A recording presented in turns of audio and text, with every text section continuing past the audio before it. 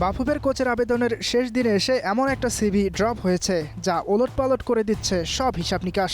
গুঞ্জন উঠেছে ওয়েলসকে ইউরোতে কোয়ালিফাই করে সেমিতে তোলার নায়ক ক্রিস কোলম্যান কোচ হতে চান হামজা শমিতদের।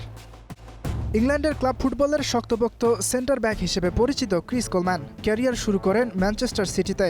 এরপর খেলেছেন ক্রিস্টাল প্যালেস ও ফুলহ্যামের হয়ে। ওয়েলস জাতীয় দলের হয়েও ছিলেন তিনি নির্ভরযোগ্য ডিফেন্ডার। এক দশক দাঁড়িয়েছেন দলটির দুর্গ হয়ে, খেলেছেন ৩২ ম্যাচ, ডিফেন্ডার হয়েও করেছেন ৪ গোল। তবে মাত্র ৩১ বছর বয়সে সড়ক দুর্ঘটনায় পা ভেঙে যায় কোলম্যানের। এরপর বাধ্য হন খেলোয়াড়ি জীবনের ইতি টানতে। তারপর শুরু করেন কোচিং ক্যারিয়ার।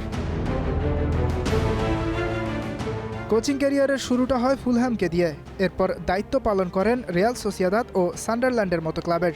তবে তার ক্যারিয়ারের সবচেয়ে বড় অধ্যায় শুরু হয় ২০১২ সালে। দায়িত্ব নেন ওয়েলস জাতীয় দলের। ২০১৬ সালে কোয়ালিফাই করেন দলটিকে। কোয়ার্টার ফাইনালে বেলজিয়ামকে হারিয়ে বিশ্বকে চমকে দেয় কোলম্যানের ওয়েলস। এমন একজন হাই প্রোফাইল কোচ যদি হামজা শমিতদের দায়িত্ব নেন, তাহলে নিশ্চয়ই বড় স্বপ্ন দেখতেই পারে বাংলাদেশ। ইয়াসির আরাফাত সবুজ, স্টার প্লে।